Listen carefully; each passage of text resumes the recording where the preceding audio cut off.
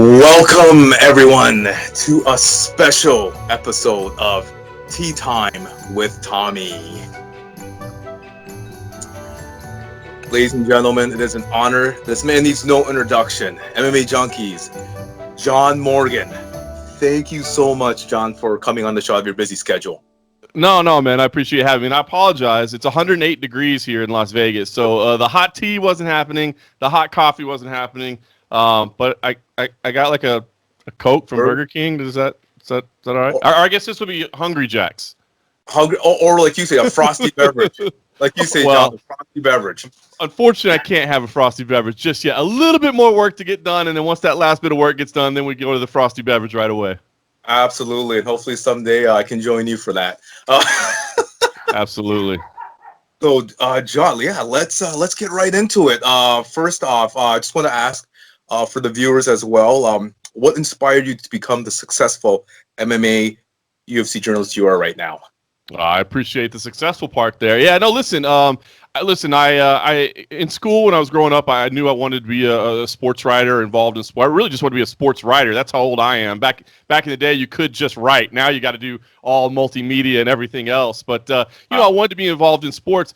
And I was a huge fan of mixed martial arts. Now, this was just the early days. I mean, the very first UFC I ever attended was UFC 16, if you can imagine that. So been in the game for a long time. But to be honest, at the time, I mean, that wasn't really an industry. You couldn't say I'm going to be a mixed martial artist, a mixed martial arts journalist. I mean, it just wasn't there, But over time, it did. It started to develop really around 2005, 2006 when The Ultimate Fighter happened. That's when I was able to start working for MMA Junkie, and it started out as an internship, and then a part-time position, and then a full-time position, and here we are, 15 years later, still doing it. So, always wanted to be involved in sports journalism, and just happened to have a passion for mixed martial arts, and right place, right time, it worked out. Absolutely. And John, I have to say, I love how you're always the first one asking the questions. Like, did this just come during your experience, or did you just say, hey, you know what? I'll make this like my gimmick, my shtick. I'll just be the first one right out of the gate. Like, how does that build up?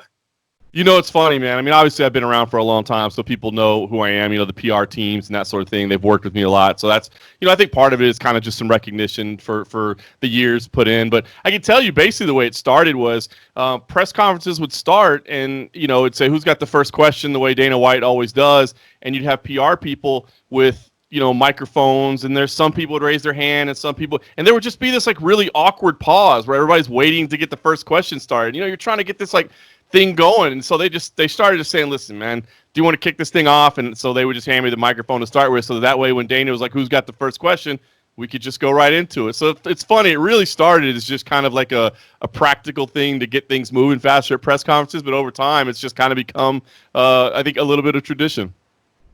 Absolutely. And you know what? You've taught me. So when I go to media events, I'm always the first one asking questions too.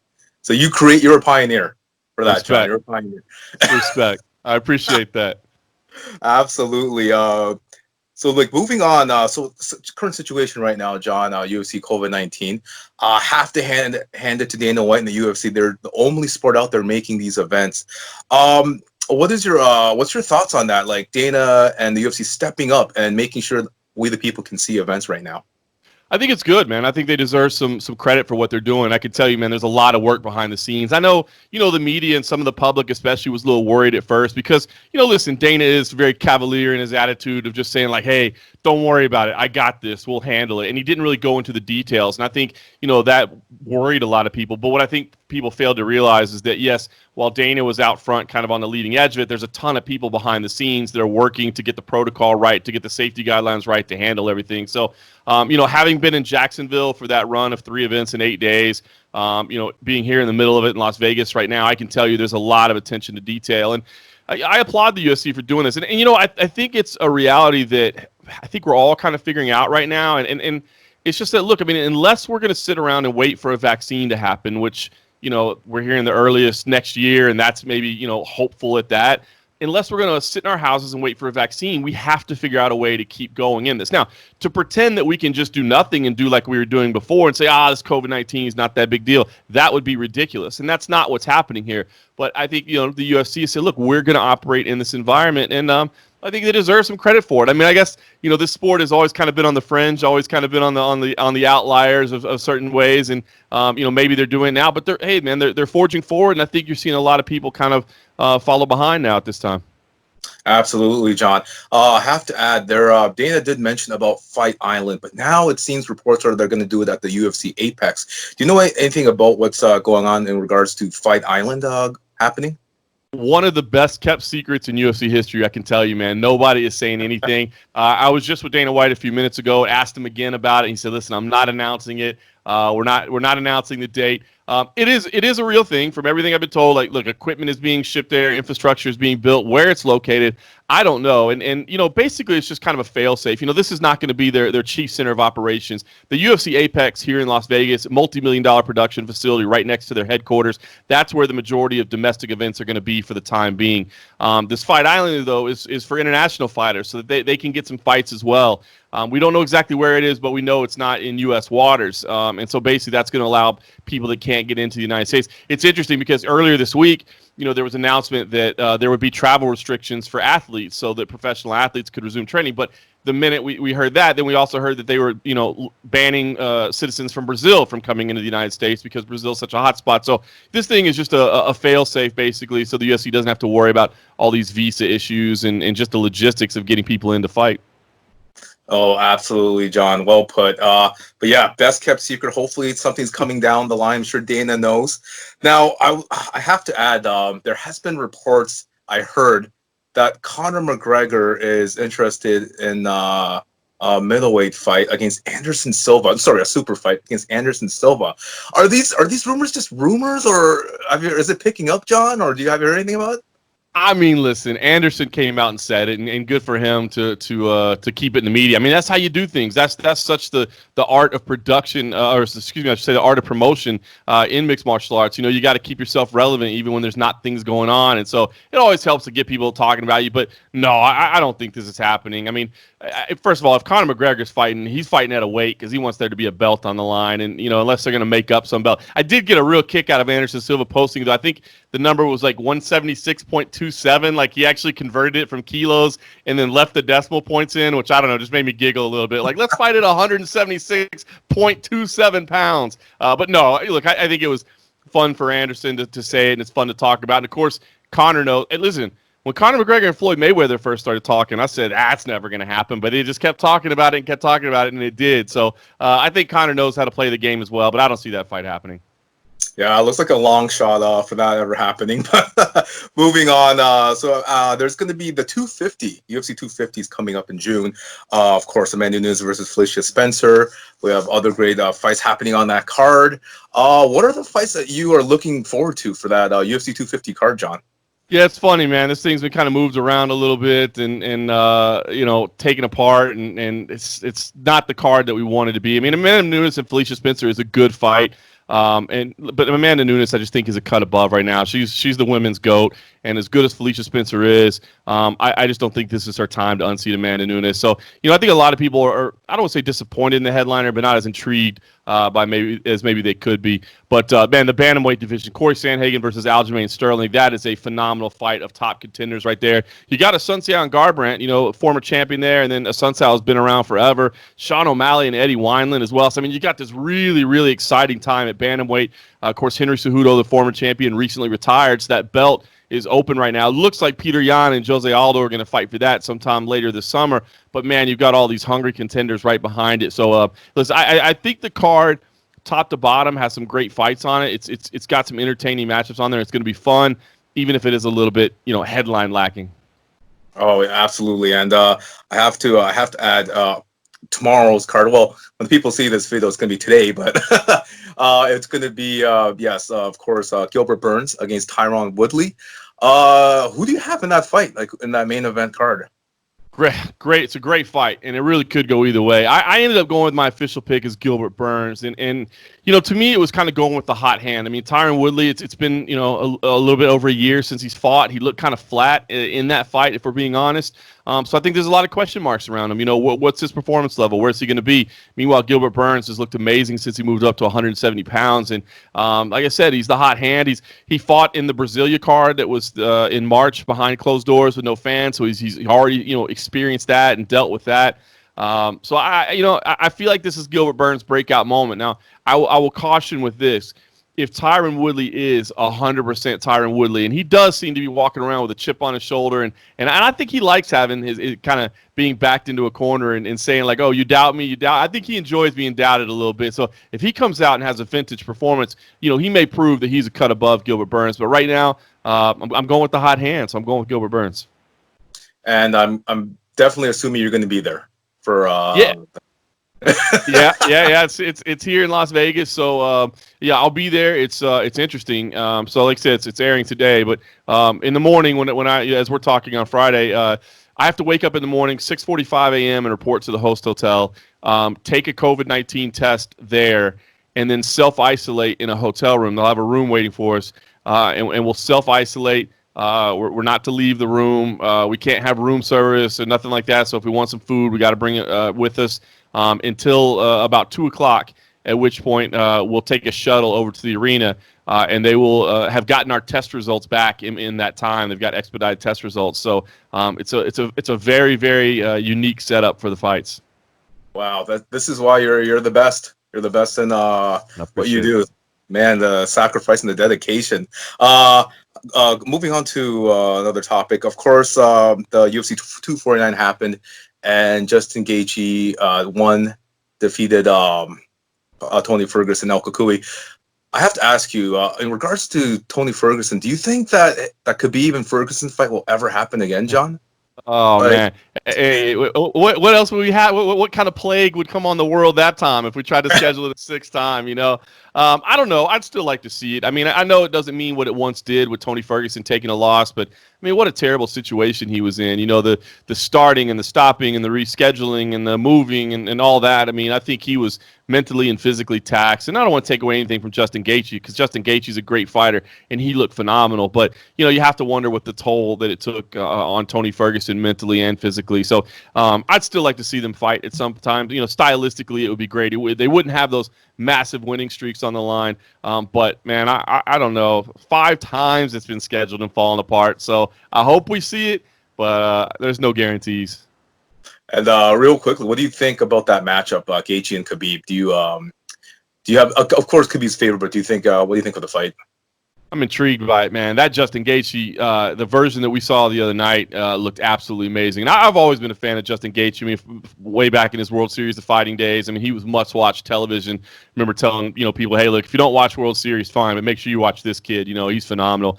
So it's exciting to see him, but he continues to improve and level up his game, and, you know, just the way he executed was fantastic. So, yeah, I think he's going to cause Khabib some problems, man. I mean, we haven't seen much of Gaethje's wrestling, but of course he does have the wrestling background. The way he's talking about the matchup with Khabib, I mean, he definitely knows Khabib's skills. The biggest thing that you hear a lot is that you can't be trapped against the fence with Khabib, and that's true. I mean, if you look at his takedowns, he pushes you against the fence, and that's where he gets you. He doesn't have a lot of takedowns in the center of the cage, and Gaethje is already verbalizing that and saying, listen, I'm not going to let him get me against the fence. I'm going to stay in the center where he can't take me down. I'm going to pepper him up. You know, I'm going to hurt him with my hands. And as you can see, man, Gaethje hits hard, man. He hits as hard as anybody in the division. So, yeah, you're right. Khabib favored, and rightfully so. I mean, man, the undefeated record that he has is phenomenal. But Gaethje's going to provide some problems for him, man. It's an intriguing fight. Oh, absolutely. I can't wait for that fight as well. I have to ask, I know it's a loaded question. What, out of all the interviews you did with the UFC MMA fighters, what was the most memorable one for you? It could be a conference, it could be a one interview. Yeah, you know what, man? Gosh, there's so many over the years. I mean, it was kind of funny the other night just talking to Jon Jones when he called me out of the blue. And, you know, you don't get those very often where a fighter just picks up the phone and is like, I want to talk right now. So that was interesting. Remember years ago, you know, having like a 2-hour conversation with Nick Diaz over the phone, and just, you know, the way Nick is, that kind of stream of conscious where you really don't even have to, you know, you don't have to ask a question, man. You might ask 1 or 2 questions and he'll just go on for forever and ever. So that's fun. I mean, speaking to Conor McGregor, watching his rise, that's been great. man, talking with Ronda Rousey. I mean, I know that it's easy to pick on Ronda these days, but man, her star was incredibly bright, and to see her rise. So, man, I've been fortunate. I've been fortunate to see, truly, 15 years worth of the sport up close and personal. So, man, it's almost too many to ask. Absolutely. And if someone asks me down the road, I'll say my interview with John Morgan. Well, hopefully you have a more successful career than that, bro. If this is the highlight, man, if this is the highlight, it's not going to be a good one for you, man. So I'm wishing better for you. Oh, no, you're the man, John. You're the man. So yeah. So here, do you have time for the trivia now? Sure, let's do it. Absolutely. So, all right, ladies and gentlemen, trivia time with the John Morgan. Here we go. Question number 1. Who was Anderson Silva's first UFC opponent when he came to the UFC? Oh man, that's too easy. I'm insulting your intelligence right now with this. I apologize. Here we go. This would be it's a good question here. Question number 2. Who did Royce Gracie defeat to win the first UFC 1? Gerard Gordeau. Wow. Okay. You know what? These are kind of tough. I think I should have increased the count here. 2 for 2 for John Morgan. Question number 3. How old was Jon Jones when he became the youngest champion when he defeated Shogun Rua? Damn it. I'm going to say 22, but I'm afraid it's 23. But I'm going to go with 22. 23. Oh, I knew it. It didn't sound right. The 22 was in my head, and I thought 23 sounded right, but all right. Got me on that one. No worries, John. You're doing amazing in this trivia. Question number 4. Oh, wow. Okay, this is a tough one. Who was Khabib's first ever opponent in the UFC? It was on Fox 1. Oh, first opponent. 2000. Oh, no, it wasn't Trio, but you're a special guest. I'll give you another shot on this. It was 2012 UFC on Fox 1. Damn it. Awesome. Daryl Horcher wasn't his first one, was it? Oh, that was later. Who the hell was it? KAMAL SHALORUS? Oh my goodness, yes. All right, well, I had some wrong guesses. I'll give it to you. Wow. I had some wrong guesses, but okay. Yeah. KAMAL SHALORUS, yeah. KAMAL SHALORUS is it. Wow, great job, John. I wouldn't have got that. I would have taken 10 guesses. I wouldn't have got that. Question number 5. Of course, pretty easy, bro. What was Tito Ortiz's nickname? Oh, Huntington Beach Bad Boy. Boom. Yeah, I'm going all over the place right now, John. Easy ones, and I just go to the hard one, and I go back to easy ones. All right, man. I like it. Keep me on my toes. So that's 4 for 5. I'll give you a bonus question just for fun, John. Here we go. What was the first ever UFC event in Toronto? The number and the main event. Oh, jeez. Goodness. You got me on that one. You stumped me on that. The Toronto got me. Because early on it was Montreal. Damn it! You got me. Stump me on that one, bro. What is it? Lay it on me. UFC 129, St. Pierre versus Shields. That was the first one. I can't believe. Sold out crowd. I think it was 2011. So that was a really. The man, I forgot that was the. I mean, obviously, I remember it being the stadium show but I kind of totally forgot that was the first time in Toronto. That's crazy. Oh, it was amazing event. Hey, 5 for 6. Amazing job, John. These were tough questions. These were tough.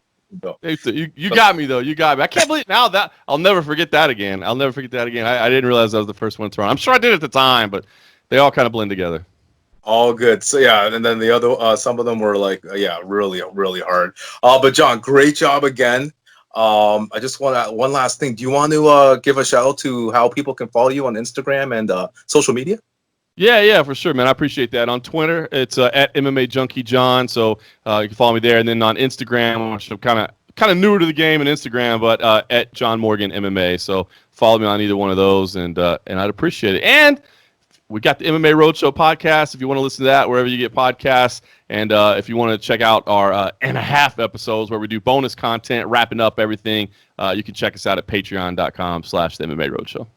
I love the MMA Roadshow. Love that podcast. Thanks, But Jon, thank you so much again for taking your time to do this. I really appreciate it. And thank you, everyone, for joining Jon and I for another great episode of Tea Time or Burger King Drink with Tommy. All right. Thank you very much, Jon. Take care, guys. Anytime, brother.